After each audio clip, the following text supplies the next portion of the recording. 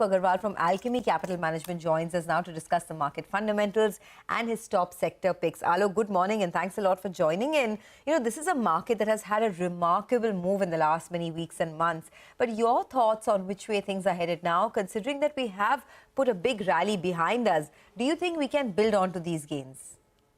Hi, good morning. We definitely think we can build on to these gains. Definitely the last 1 year was a remarkable rally on the back of sectors, especially which had not done well for a decade or so. It's good to see participation coming back from other sectors as well. India is in a uniquely positive situation, both on the growth front as well as on the balance sheet strength front. So we do believe that there is more legs to this rally, and we are hopeful and positive on the markets too. What about IT? If you could just get a bit sector specific now. Now, IT's had a phenomenal run. Since the month of June, we've seen the IT index give a return of nearly 30%. And this is despite earnings not picking up. In fact, if anything, in the June quarter, there were a few earnings downgrade. So this outperformance of Indian IT, which has now been close to about 18 months and particularly accelerated in the last 3 months, is largely because of PE re-rating. So the question is the IT rally justified? Does it make sense to buy in at current levels, or valuations are too rich? You're absolutely right, Reema. The valuations are a little richer, especially on the sector as a whole.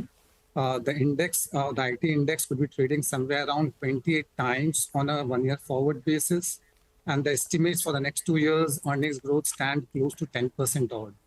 If we divide the sector into multiple parts, the larger companies are more to do with the IT services. And these are the ones that are having a slower run rate on the growth side.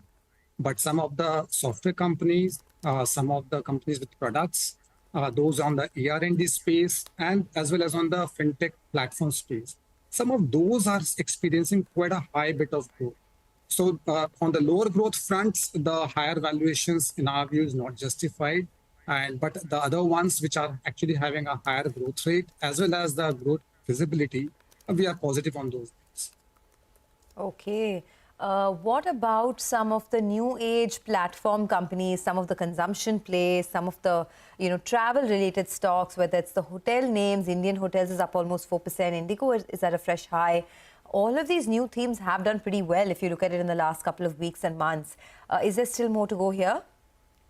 Yeah, I would tend to believe so. So India as a country, the most structural theme in the country is the consumer discretionary plays.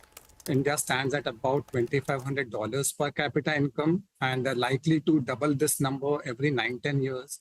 So it's a long runway of growth for the discretionary plays. Sometimes it is the manufacturers of those products. Sometimes it is the way those products or services are delivered.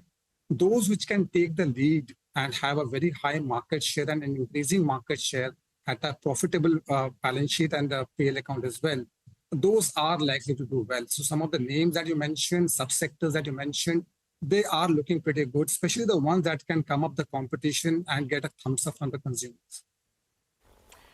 So what's the way you have constructed your portfolio now? What is the weightage that you've ascribed to various sectors?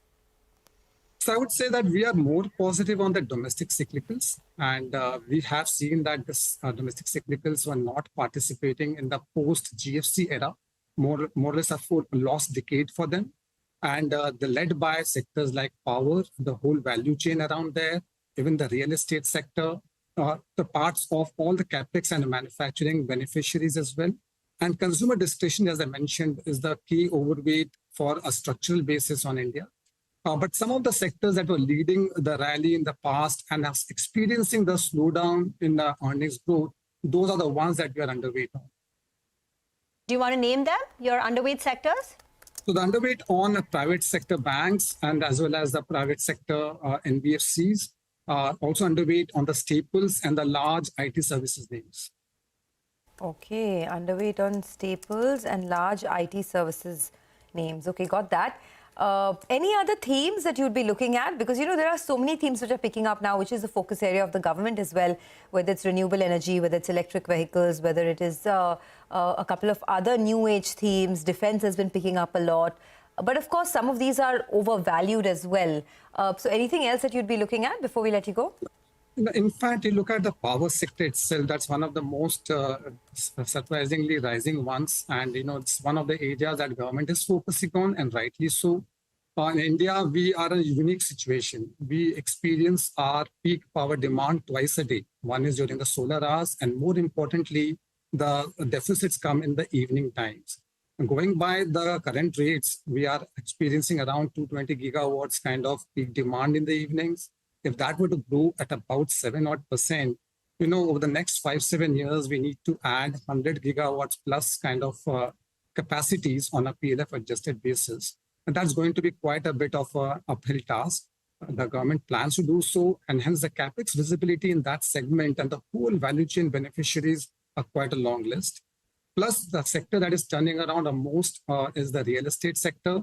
We are quite positive on that. That's actually showing shades of more of consumer discretionary rather than what was made out of it in the past as a construction sector. So especially the luxury and the premium segments are doing extremely well. Inventory levels at probably all-time lows, and the demand, both in volume and pricing, doing well, actually bodes well for the sector.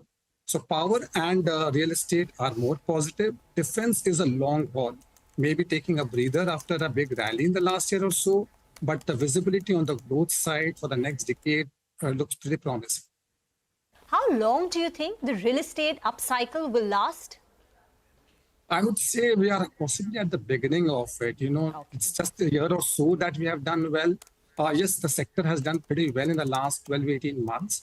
But even the Nifty real estate index sector itself is below the peaks that we saw in 2007. So we do see a large amount there. The listed and the larger names are actually gaining market share.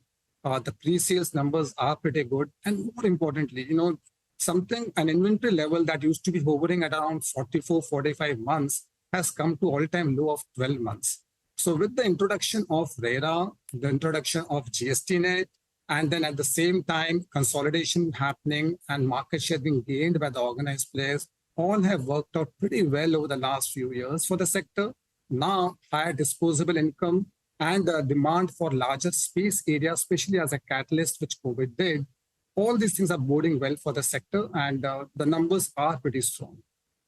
Okay, the numbers are pretty strong. All right, got that. Thanks a lot for joining us. And have a great week, Alok. Thanks for speaking to CNBC TV18. Let's slip into a quick break.